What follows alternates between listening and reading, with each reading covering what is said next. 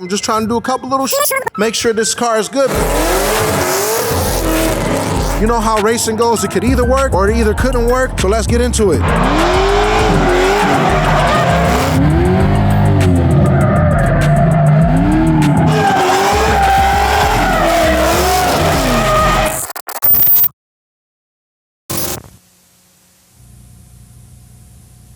All right, y'all, what's up? Good morning, good evening, good afternoon. I hope y'all having a beautiful day. I know it's been a minute, but let me fill you in on some things. So since we put the Supercharger on here, the car made about 700 horsepower, 666 torque.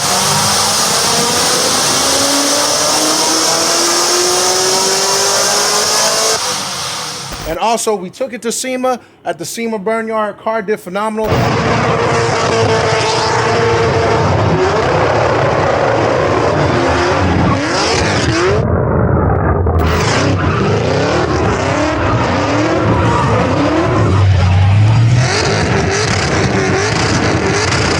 Car is a lot more car than it was before. It makes double the horsepower from last time I actually slid this car about at the beginning of the year. It eats, it floats. Now I understand all you professional drifters when you say like that mechanical grip, like bro, it's different between clutch kicking and like laying the throttle from like all torque. So clutch kicking the wheels, you're just doing it to keep spinning. But in this thing, I mash it and it bucks up, it drifts, and then it just goes. So before we off this car and do something stupid, we are going to take this car to R's Day and Hustlers Express at Willow Springs. So every year, us at Booty Hustlers throw a drift event, and this year it's at Willow Springs, and we're doing balcony. So it's a 2-day event at both. So I have plenty of time to get used to this car, but also another event called R's Day, which is an all Skyline based day. No G35s unless it's a real 350 GT. No disrespect, G35 owners. I've never seen a swap Skyline there as far as a different type of engine. So we're gonna take this bad boy. We gotta clean it up first. Mr. Gilbert got the young S13 coupe right here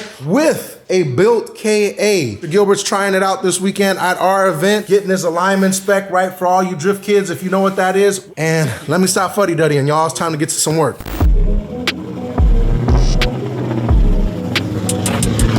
As you can see, the R34 is here at Horse Thief Mile. No, we won't be hitting that track. The goal is to go to Streets of Willow. As you can see, is Nissan Challenge down there. So the R34 has been acting right for now. Eddie hasn't been acting up. Good job, my son. And it's kind of nippy out here, but your boy stay with the shorts. 10 toes tough. I ain't never putting on pants from a trophy truck. Unless I got to. So let's have some fun, get into it, and we're gonna test the car. You know how racing goes, it could either work or it either couldn't work, but as you can see, we got every breathing application. The weather's about maybe 65 degrees, so let's get into it.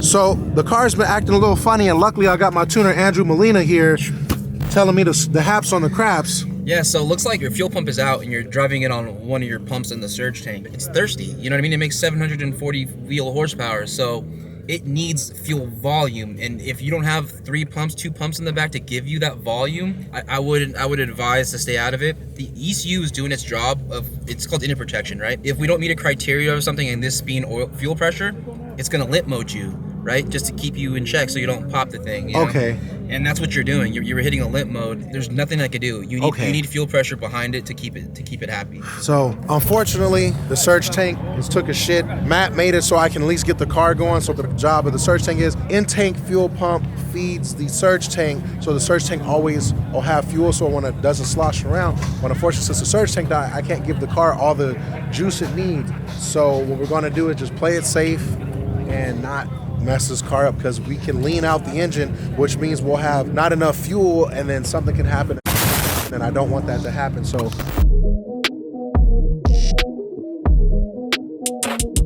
here back at the shop, got the 34 on the lift, just going through it real quick, making sure every bolt is tight on here before we test this bad boy here. And I'm just trying to do a couple little shitties, make sure this car is good, because we still gonna go back to Willow Springs and get our redemption. Also, my boy Matthew came through. Let me show you what happens when I let this man cook. I'm gonna show y'all. So look at that. Mans came through, surge tank installed, dual 340s in there. So as a precautionary, I'm gonna weld my old Skyline diff as well, because the diff in here is acting up. Have you ever driven in the yard with this many things to hit? No. Oh God.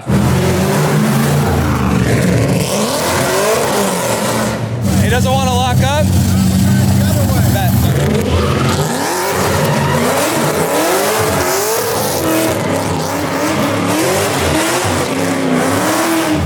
It's just locking up that one way, not left.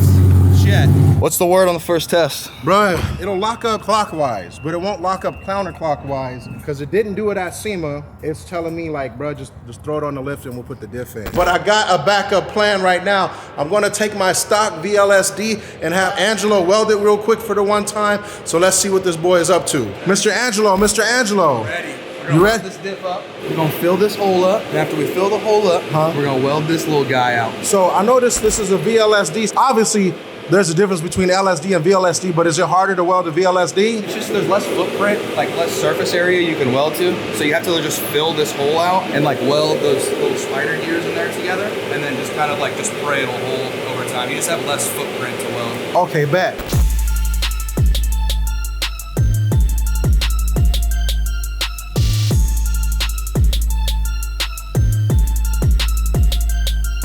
You know, if you're anything like us, tires may be one of those things that may last a month or a few minutes.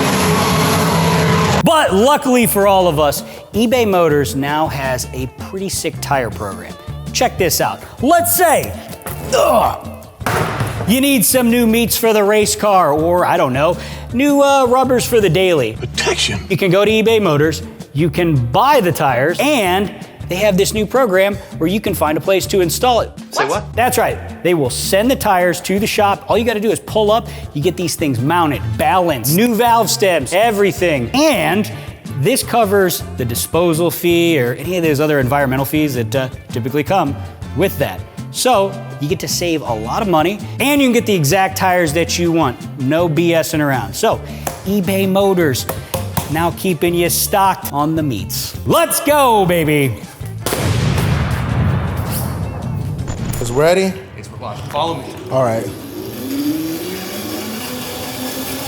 Through the doorway? Through the doorway? Got the sides welded out and got the holes all filled. It's ready to rip. It's too hot to touch, huh? Wait, I'll let it chill for like an hour. Okay, Yeah. bet.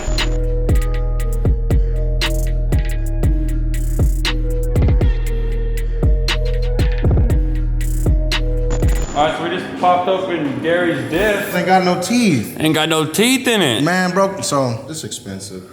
I don't want to think about It's it. all right, it's all right. Well, that's why we got this. All right, so hopefully the welded holds up more. Ah! Is it that hot? It's pretty hot. It's hot. Well, 45 minutes not long enough. Yeah, so hopefully that thing holds up more than this guy. Lost his teeth, now he needs a root canal.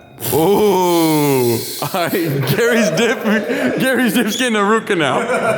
What? All right, so we're gonna go ahead and pop this casing on here, and then we're gonna put it right back in the car. Thank you, boys. Thank you, Problem. boys. How I stop this thing, Kyle?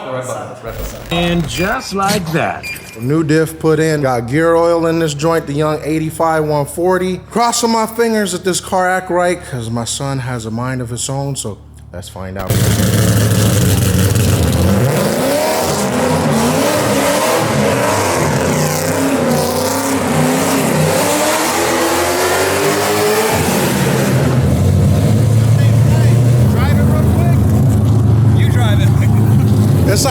car is fighting me.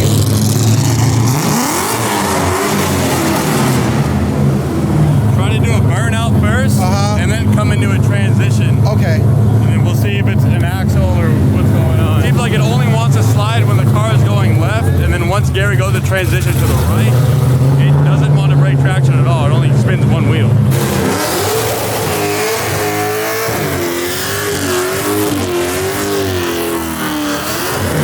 Only one wheel. Now we're gonna get the car back in the air and check the axle. We're hoping that's it. We'll find out. Hey, my grandma's Camry does a better burnout than that. Same time. There's three things we could either do. Take the diff out my R32, which is gonna give me the same problem. Take the diff out my R33, but unfortunately for this, the drive shaft is different. Option number 3. We can use a 350Z diff in here. And Matt reminded me that we got a GK Tech kit from Kazuya Taguchi, the same dude who sold me the goddamn rack opinion for the front from a S15. So the 350Z diff is about the same size with a little bit different dimensions. Adapt these to the front ears of it and then adapt this to the subframe. And I had remembered last minute that guess who has a 350Z? Marina's car has been sitting here for a bit, collecting dust, is having VQ issues. So what we're gonna do is take the diff and axles out her car and put it in my 34, and then I have replacement diff and axles for her. But this diff is already welded, it's already been tested, it's already Marina approved. And I trust it because she welded it and she drove this car already. So what better way to show my love and dedication to my girlfriend than take her shit when she not even here? This is taking too long. We got the axles and the diff out. What the hell's going on over here? God dang pallet fire, but got the diff. These axles, we unbolted them. Let's see if they should just shimmy out. They'll do it. I need a little bit more one than one hand. Diff and axles are out. Thank you, Narina. I love you. Let's head back to TSS, get these in the 34, and hopefully this is just as easy as it was coming out.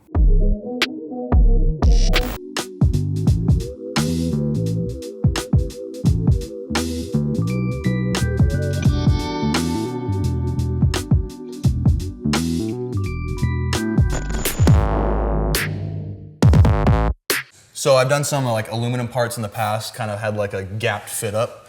What would be like a good way to kind of work around that and like fill it out? Yeah, gaps are tough, especially if you've been working a long time just to get that piece made, right? This is an excessive gap. And so what I'll try to do is I'll take my arc and I'll run it on one side and the other side, and I'm trying to make a bridge. The great part of using the Multimatic 220 is that it has frequency control when welding aluminum. So when TIG welding that, I can adjust the frequency higher to tighten the arc and add precision. That way I'm not heating this whole joint up. I'm only welding and putting heat right where I need it. Then after I actually finally bridge the gap, I turn the frequency way down low and I do not really a cover pass, let's call it a blending pass. And I just throttle all those individual beads together and it makes it look like one solid bead.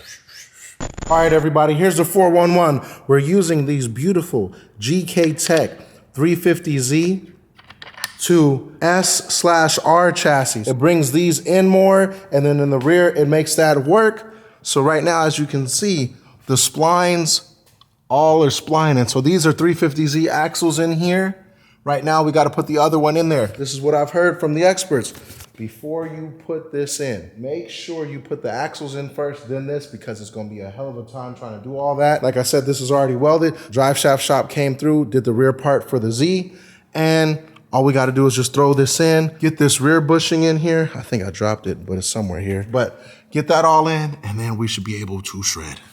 Should be.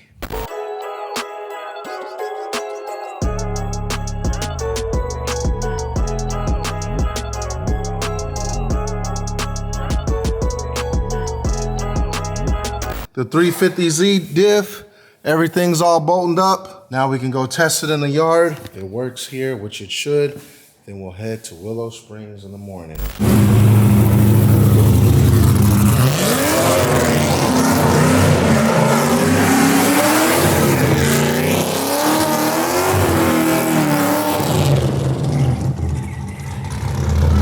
It works!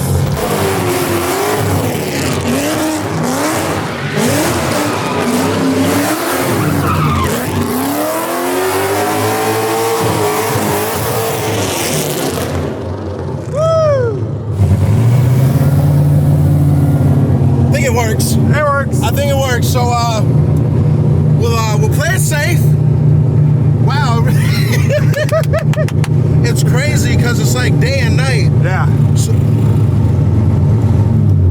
So like driving the car before when it was just RB, it didn't have this much response. Even driving it in the burn yard, it felt different, but obviously the gear ratio is different, but it feels like I have like more control over the car. Like it feels like I know it doesn't have an angle kit, but it feels like it has a little bit of angle where I can like let it hang loose and then let it come whip back around, which is insane. Nice, dude. I'm just a little tap because it's tight right here and I'm just a little nervous. I know I can get it to swing around on its own, but it's since it's so much valuable shit in the way, dude. I don't want to risk it. Tomorrow's the day. Yes. Mañana. Yes.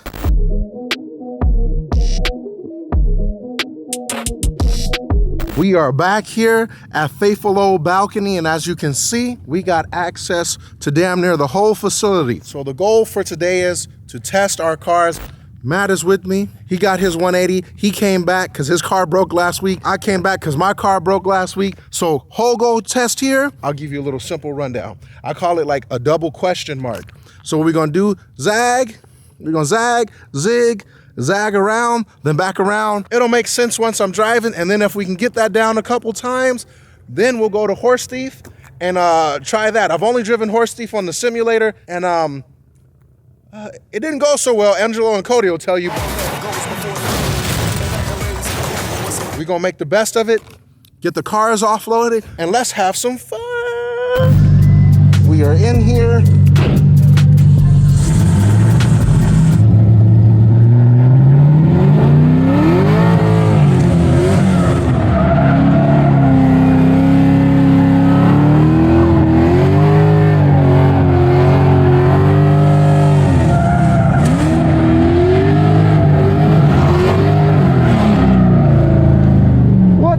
Just happened? Oh, what the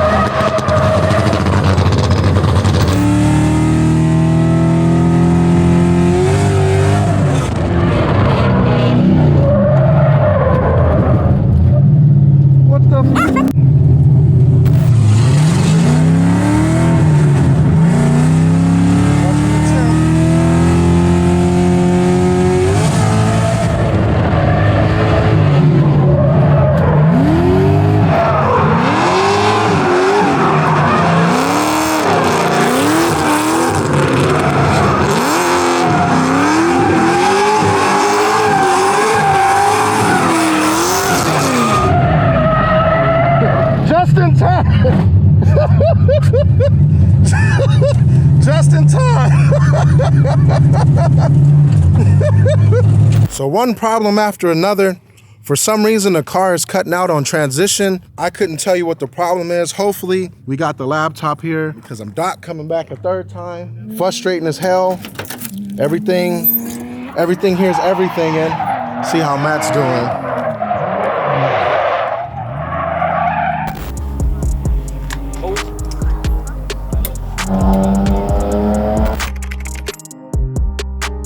Let's get back out there, kids. It's a little bit higher.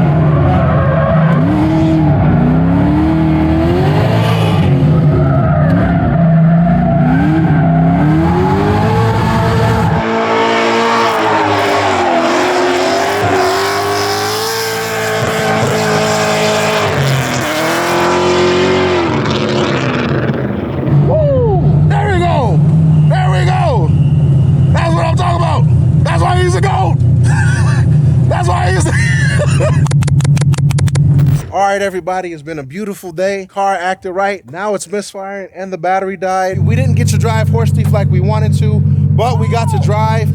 Matt got his car. Unfortunately, it's misfiring. I'm sure it's an easy fix. That ain't supposed to do that. But thank you for watching. Appreciate the support. And if you like this, I'm trying to build more Skylines. Just say you want to build more Skylines or we'll build something else like the OBS. See you later.